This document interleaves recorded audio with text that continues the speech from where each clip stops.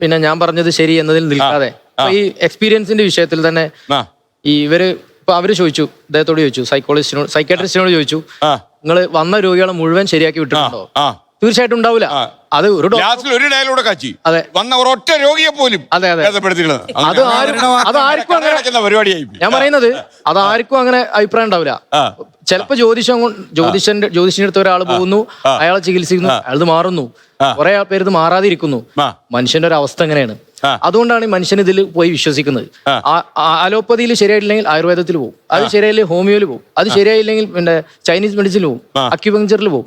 ഇത് മനുഷ്യൻ കുറെ ആൾട്ടർനേറ്റീവ്, എല്ലാ നിലക്കുള്ള ആൾട്ടർനേറ്റീവിലേക്ക് മനുഷ്യർ പോകും.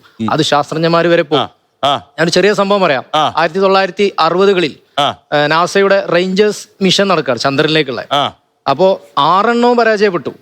അപ്പോ പിന്നെ 7ാമത്തെ വിക്ഷേപിക്കുന്ന സമയത്ത് ശാസ്ത്രജ്ഞന്മാര് JPL എന്നുകൊണ്ട് സ്ഥലമുണ്ട്, ജെറ്റ് പ്രൊപ്പൽഷൻ ലബോറട്ടറിയിൽ ഇങ്ങനെ ഇരിക്കുക, എല്ലാവരും ലൈവായിട്ട് ഇരിക്കുക. അപ്പോൾ ഇവർ ടെൻഷനാണ്, ഇത് വിക്ഷേപിക്കുമ്പോൾ വിജയിക്കുമല്ലേ എന്നുള്ളത്. അപ്പോൾ എല്ലാവരും കപ്പലണ്ടി എടുത്തിട്ട് വിതരണം ചെയ്തു. ഒരു ഡിക് വാലസ് എന്ന് പറഞ്ഞ ഒരു എഞ്ചിനീയർ ഉണ്ടായിരുന്നു. അയാൾ ഈ ലബോറട്ടറിയിൽ എല്ലാവരും ഒന്ന് ചില്ലായിട്ടിരുന്നു എന്ന് പറഞ്ഞിട്ട് കപ്പലണ്ടി വിതരണം ചെയ്തു. ആക്സിഡൻ്റലി ഈ സാധനം പോയി വിജയിച്ചു. റേഞ്ചേഴ്സ് ആ മിഷനിലെ ആ 7ാമത്തെ സാധനം പോയി വിജയിച്ചു. അങ്ങനെ പിന്നീട് റോവേഴ്സ് മിഷൻ വന്നു. അതിനുശേഷം നാസയിൽ ഇതൊരു പതിവാ, ഈ കപ്പലണ്ടി കൊടുക്കും, നിങ്ങൾക്ക് കൂടി ഇതാ കിട്ടും. വിശ്വാസം അവർക്ക് അതുണ്ടെന്ന് ഞാൻ ആരോപിക്കുന്നില്ല. പക്ഷെ ഒരു മനസ്സമാധാനം, മനുഷ്യന്റെ ഒരു അവസ്ഥ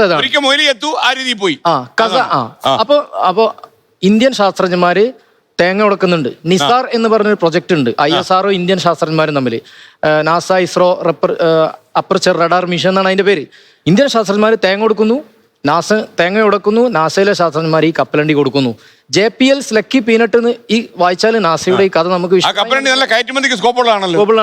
ഇതാണ് മനുഷ്യന്റെ അവസ്ഥ എന്നാണ് ഞാൻ പറഞ്ഞത്. ഈ വേദിയിലെ ഏറ്റവും ശാന്തനങ്ങ കോടിക്കണക്കിന് ജനങ്ങള് ജ്യോതിഷത്തിൽ വിശ്വസിക്കുന്നത് ജ്യോതിഷ ഫലപ്രവചനം സത്യമായതുകൊണ്ടാണ്.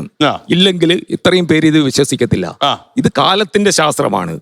ഇത് എത്രയോ വർഷങ്ങളായി തുടങ്ങിയിട്ട് അത് പ്രളയകാലം വരെ ഇവിടെ നിലനിൽക്കും. ഈ ചർച്ച ഞാൻ ചോദിച്ചോട്ടെ, ഇതിൽ കള്ളനാണയങ്ങളുണ്ടെന്ന് അവര് തന്നെ പറയുന്നു. അത് എല്ലാ രംഗത്തും എണ്ണം കൂടിയോന്നാ ചോദിക്കുന്നത്? അല്ല, എണ്ണമൊന്നും കൂടിയിട്ടില്ല. എല്ലാ രംഗത്തും വ്യാജന്മാരുണ്ട്. വ്യാജന്മാരില്ലാത്ത ഏത് രംഗമാണുള്ളത്? ഏത് രംഗമുണ്ട്? എല്ലാ അതുകൊണ്ട് ഇപ്പൊ ഈ ജ്യോതിഷത്തില് എന്തെങ്കിലും ഒരു ജ്യോതിഷ പ്രവചനം തെറ്റാണെങ്കിൽ അതിന് ഇവിടെ ചീറ്റിങ്ങിന് കേസ് കൊടുക്കാം. ഒരുപാട് കേസുകളുണ്ട്, അത് കൊടുക്കാം. അല്ലാതെ മനസ്സിലായി.